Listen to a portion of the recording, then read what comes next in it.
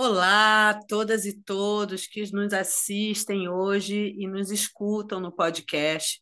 Estamos aqui na quinta entrevista, no quinto mês da parceria da UBE com Feminino Infinito, para entrevistar autoras selecionadas para esse projeto de registro de entrevistas com essas mulheres poetas e escritoras. Aproveito para lembrar de se associar ao BE. Está aqui a carteirinha, acabei de fazer a minha. É muito importante a gente estar unido na União Brasileira de Escritores, aqui em São Paulo, mas que atinge também de forma federal. Então, entrem no site, tá bom?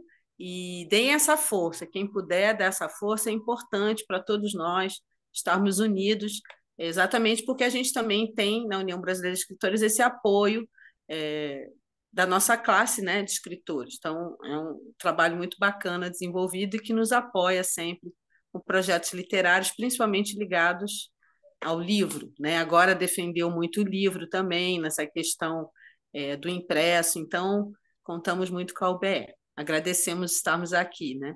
Então, hoje vamos receber uma jovem talentosíssima, de quem eu sou muito fã, que é a Jéssica Jankowski, e se eu errei a pronúncia, me corrige. Eu ganhei esses livros lindos dela recentemente, fui já publicada por ela no Toma Aí um Poema, que é uma editora muito interessante que ela vai falar um pouco. Jéssica é poeta, escritora, designer gráfica, ela foi finalista do Jabuti ano passado, né? Na edição do ano passado, com esse livro que está aqui, A Pele da Pitanga, está aqui, ó, o selo, e foi também premiada com Candango, com a capa do livro, como designer gráfica, e ela vai mostrar tudo isso para a gente. E ela é editora do Tomar um Poema, tem um trabalho belíssimo com podcast. Ela vai contar para a gente também sobre esse desenvolvimento todo. Foi premiada aos 15 anos em Curitiba com poema, enfim, um expoente talentosa, multiartista, multimídia, trabalha poesia expandida, poesia sonora, poesia impressa, poesia visual e está presente no Feminino Infinito com poema visual. Vamos conhecer hoje a jovem talentosa, aos 27 anos, e grande poeta e artista gráfica, editora Jéssica Jankowski. Bem-vinda, querida. Bem-vinda hoje aqui. Obrigada, Paula. Você é muito generosa. Fico até sem jeito me ajeitar aqui na cadeira para falar com você.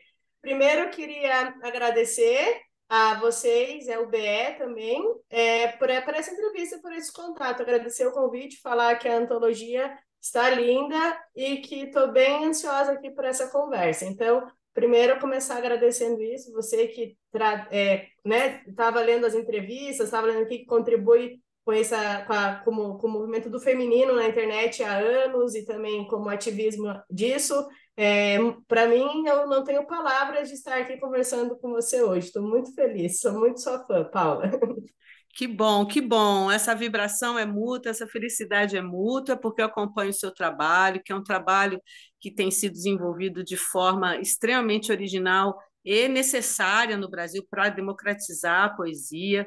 E você faz isso entre jovens e pessoas de todas as regiões do Brasil, de todas as faixas etárias, é bem democratizado. Você faz os editais, né? Depois você conta um pouco, mas hoje você está aqui como poeta, como uma poeta premiada, como uma artista gráfica. Depois você conta um pouco do seu trabalho de editora, mas hoje a gente vai começar querendo te conhecer um pouco mais. E aí são as três perguntas básicas que a gente faz, né? Para todas, exatamente porque cada uma traz uma vivência diferente. Então, a gente quer saber primeiro, Jéssica, da sua origem, né? A cidade que você nasceu, a gente sabe que você está em Curitiba, mas a gente não sabe se você nasceu aí, da cidade que você nasceu e como se deu, né? A sua escavação do olhar desde jovem. A gente sabe que você ganhou o poema com 15 anos, então você desde muito jovem teve essa escavação do olhar. Como você começou a criar a tessitura simbólica existencial desse teu olhar para escrever, essa tua pulsão. Então, a tua origem, cidade, tudo, como que foi essa tua infância, escolarização e como você chegou na escrita, né? Nessa escavação do olhar para se perceber uma escritora, uma poeta. Eu sou de Curitiba, nasci e criei aqui. A única vez que eu saí daqui foi para uma cidade do Paraná ainda, Londrina, então eu sou bem de Curitiba, bem do Paraná. É, minha família é paranaense, com exceção do meu pai, que é de São Paulo. Tirando isso, o pé está todo aqui. Sou de... A minha mãe é professora, a minha avó é professora, a minha tia é professora, eu sou de uma família de professores, e eu acho que eu me orgulho muito disso, fico até emocionada quando eu falo. É. E para mim a poesia ela surge dessa vivência com todos são letristas na minha família, né? Minha tia escrevia, minha avó mandava eu escrever como era passar as férias na casa dela, por exemplo, para mostrar para Que minha mãe. linda, que linda. Então, eu sempre fui incentivada muito pela família e pela escola. É, não sei se eu fui incentivada necessariamente pela escola ou se eu me senti incentivada pela escola, porque de todas as minhas vivências, assim, de estar no fundamental, no pré, eu lembro muito da questão da palavra, né? Ok, que eu estudei outras coisas, mas eu me pergunto por que que é essa parte que fica gravada na minha memória, que fica gravada na minha existência, né? Eu acho que eu fui incentivada a várias outras coisas, mas foi essa que eu me apeguei mais, né? É, então, eu lembro muito de ter 7 anos de idade e a professora, embora a minha avó me falasse sobre escrita, eu via minha tia escrever, eu não sabia o que era poesia, não sabia. Quando você é criança, você vê que as pessoas, eu não tinha computador ainda quando eu era criança, eu peguei a virada, então eu ainda via pessoas escrevendo à mão. E eu lembro que eu brincava de rabiscar o desenho da palavra, né? Eu gostava muito, então, também de ilustrar, mas eu via a palavra como algo gráfico, como um desenho. Então, A caligrafia mesmo da palavra, o desenho da caligrafia. e daí eu não sabia fazer as letras e eu fazia algo que eu achava que era uma letra, eu fazia um rabisco, né? Então, para mim, a letra era um desenho, era a parte gráfica, né? Não era uma palavra. E daí, quando eu tinha 7 anos, ali na primeira série, é, que hoje seria o segundo ano, a professora trouxe uma atividade que era para escrever poesia, era para a gente escrever uma poesia e ilustrar. Eu não sabia o que era poesia, não sabia o que era rima, então eu perguntei para a professora, né? E ela me explicou. E daí eu lembro que eu fiquei encantadíssima. O meu primeiro poema, eu sei decoro até hoje, não é nenhuma obra-prima, mas eu gosto muito dele, porque fala de um animalzinho que eu tinha na infância, era um quarteto, era assim. Eu tenho uma cachorrinha e ela é muito bonitinha. Quando eu vou para a escola, ela fica tristinha. Esse era o meu poema, e daí eu lembro de ter me ilustrado com a Misty, que era a poodle que eu vivia. E daí eu lembro de chegar em casa e fazer muito essa atividade, de escrever algo e ilustrar. Então eu escrevi algo assim, tipo, o amor é como uma flor, que é cheirosa e você dá para alguém. Tipo, essas coisas meio de criança, assim, que você percebe que está se criando algo.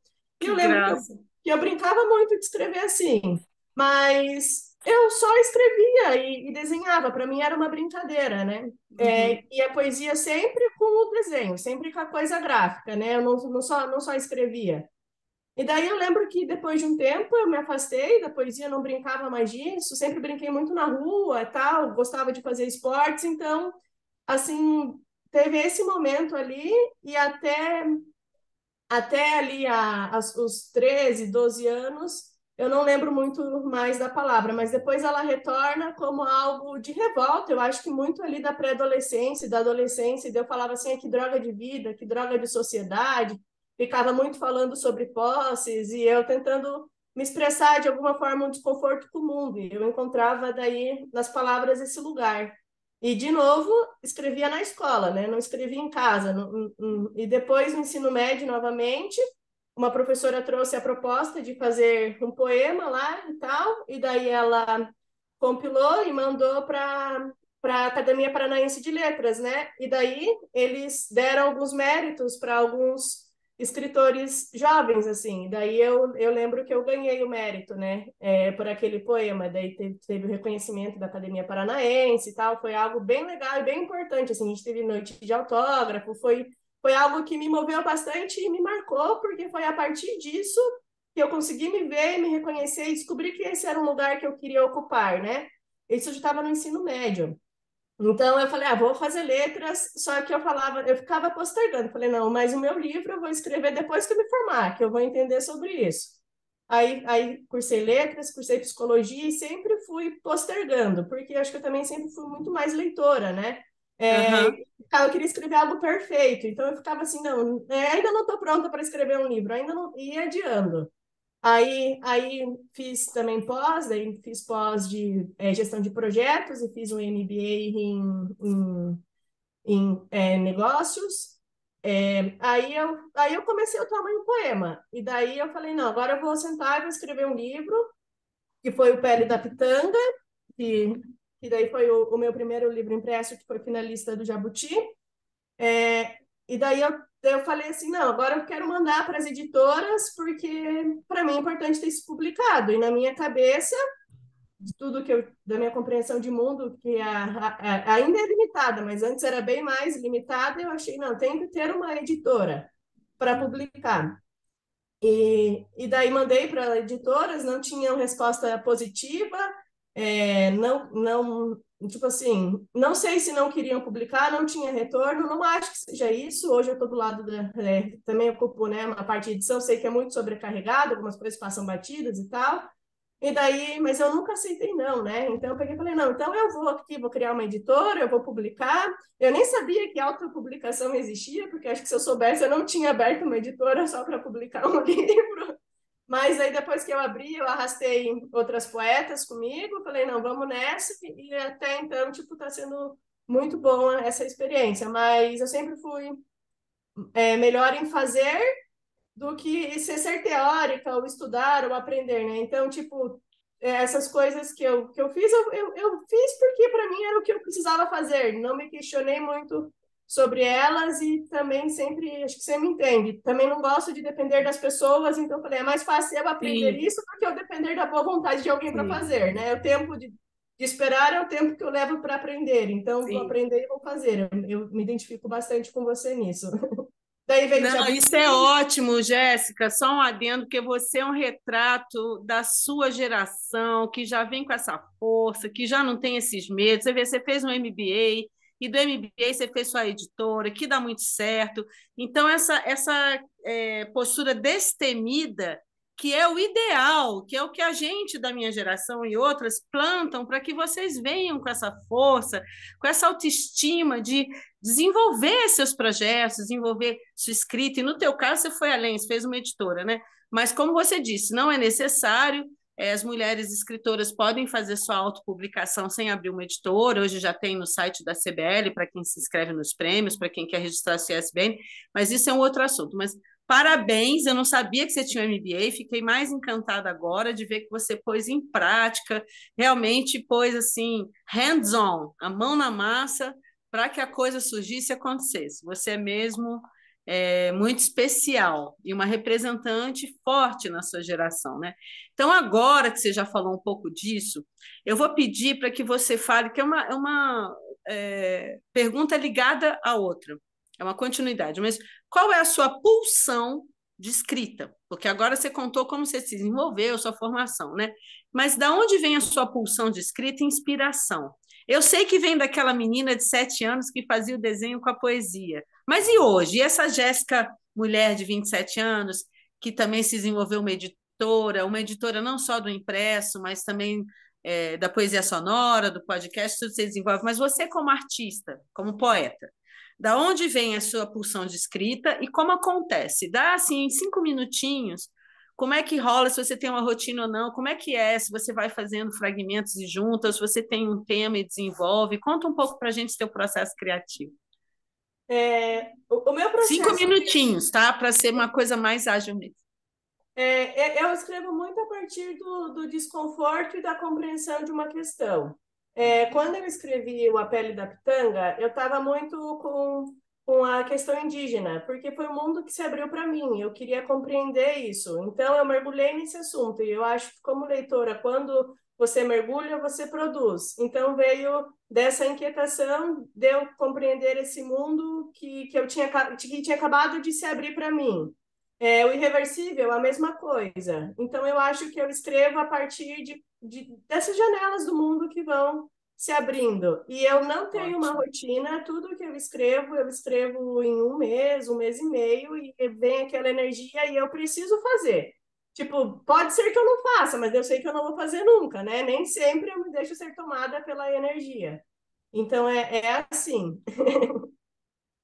Que incrível, Jéssica. É, porque você tem uma rotina atarefada, com a parte do podcast, a parte das redes sociais, o site, a editora, os livros impressos, compra, né, a parte gráfica, você faz muitos projetos que a gente vê. Então, muito interessante ver que não é assim linear, uma rotina linear, mas vem uma pulsão, você se concentra ali e faz como quem faz um filme ou como quem faz um projeto assim que dura 30 dias ou 2 meses para ficar pronto. É mais ou menos isso? Isso, exatamente. Eu me Ótimo, deixo ser tomada por aquilo e daí vai.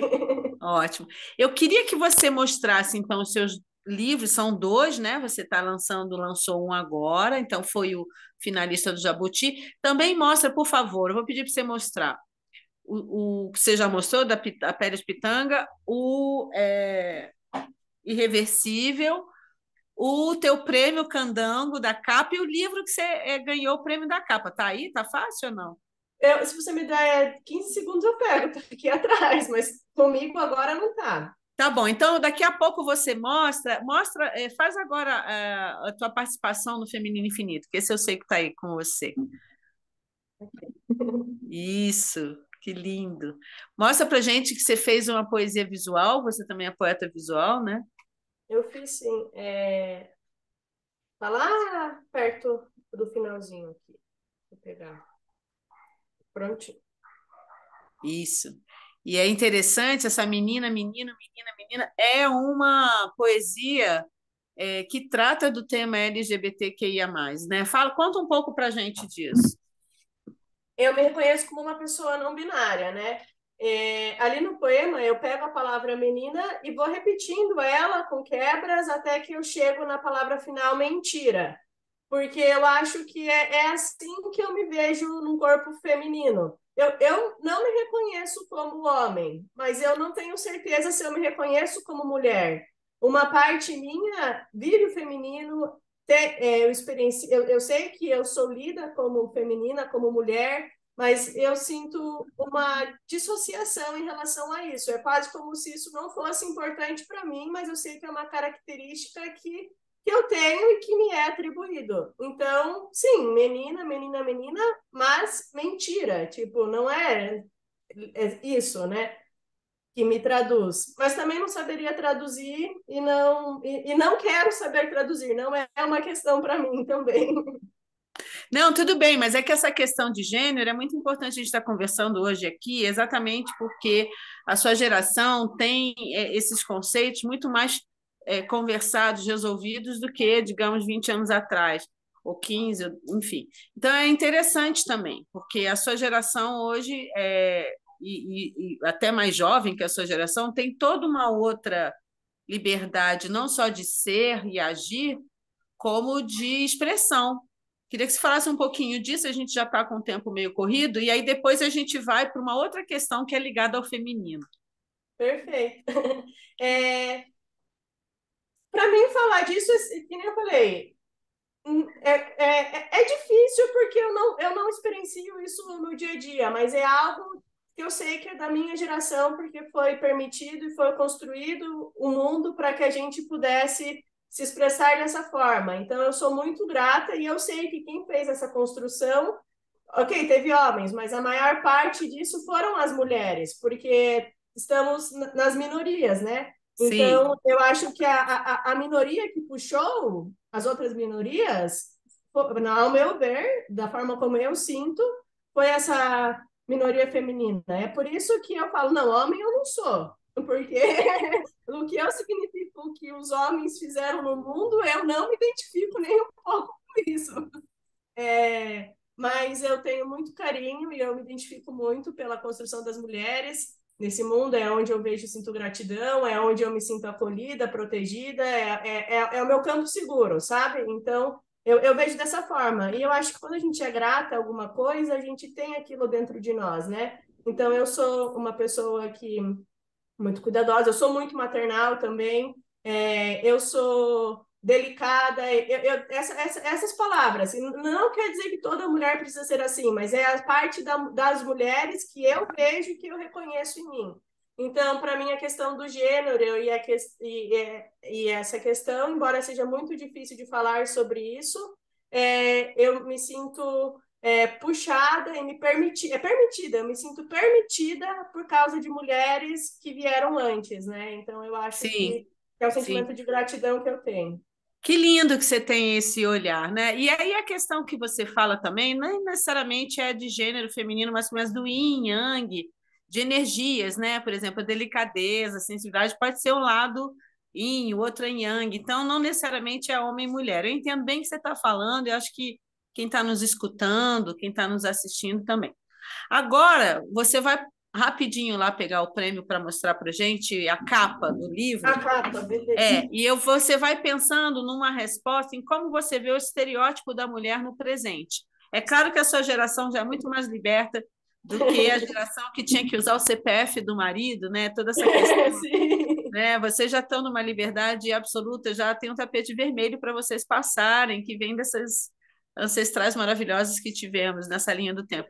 Mas é importante a gente ouvir de alguém da sua geração de 27 anos, nos conduzir, nos contar um pouco como você ainda vê esse estereótipo da mulher, tá? Mas vai lá pegar para a gente ver rapidinho, a gente te espera, porque o Prêmio Candango, para quem não sabe, foi a primeira edição dele ano passado em Brasília, né?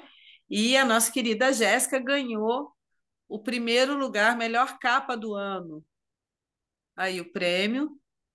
Mostra melhor para a gente o livro, o título, As Laranjas. Esse aqui é o livro da Jéssica Menino. Ela é de São Paulo também, não da capital. Eu acho que é São José do Rio Preto, se eu não me engano. Aham.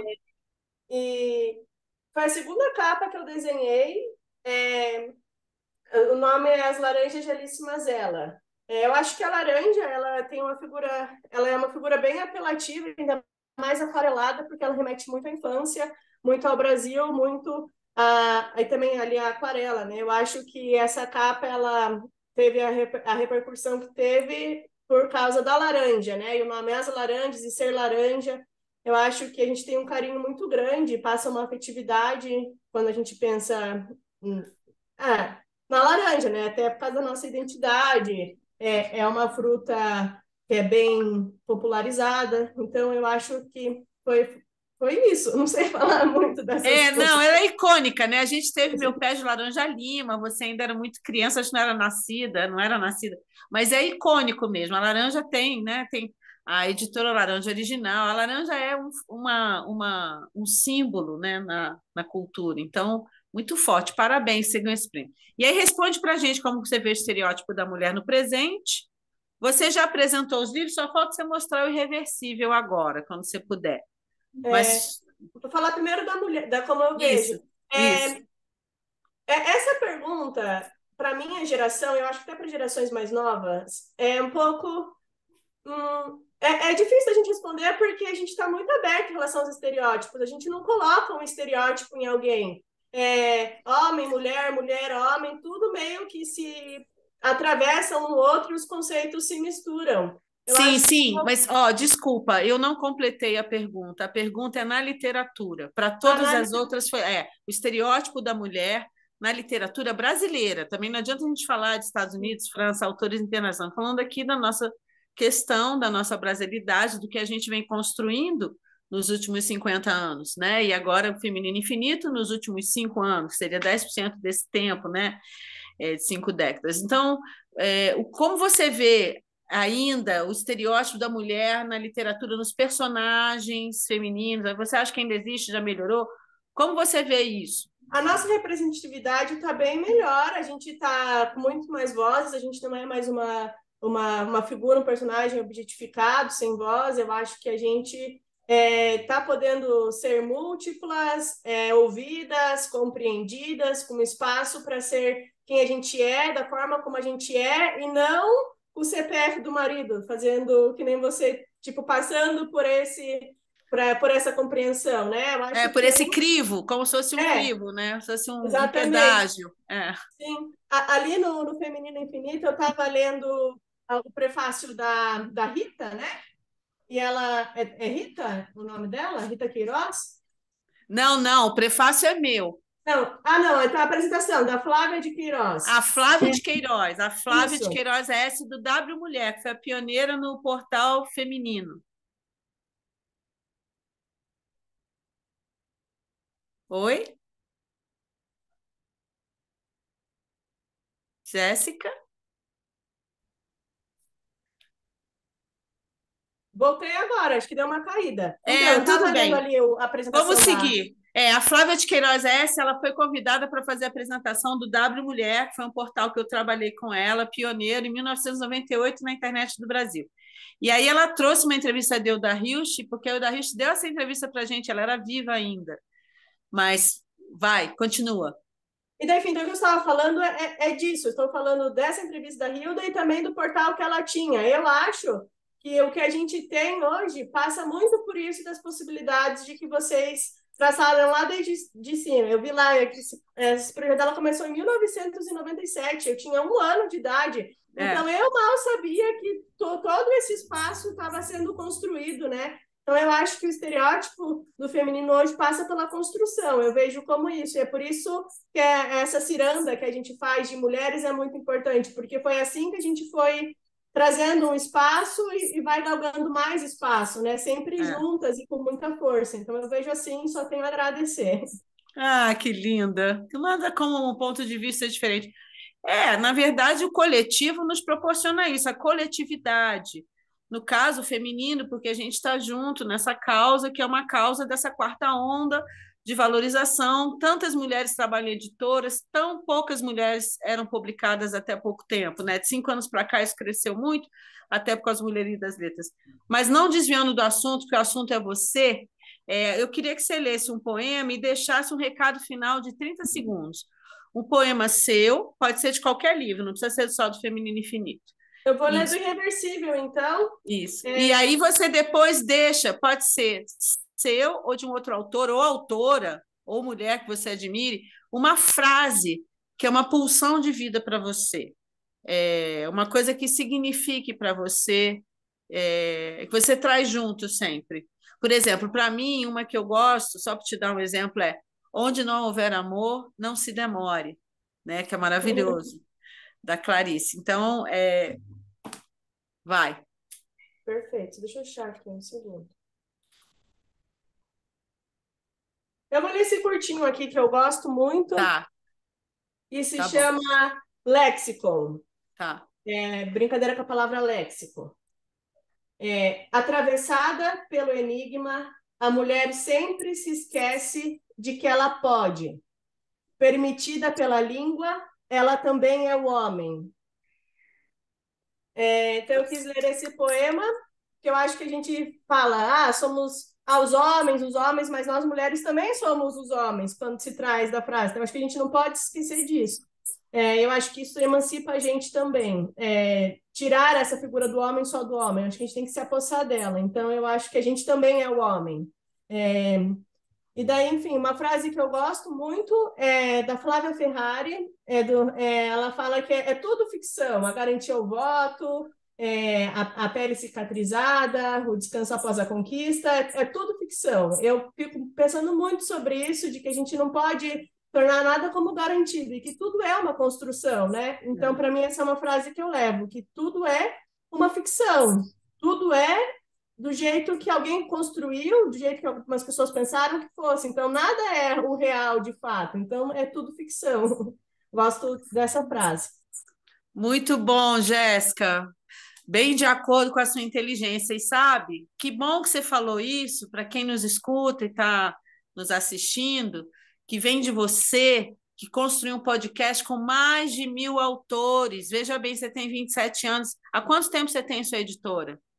Vai fazer 1 ano e meio agora. Então, em 1 ano e meio, tudo que você constrói.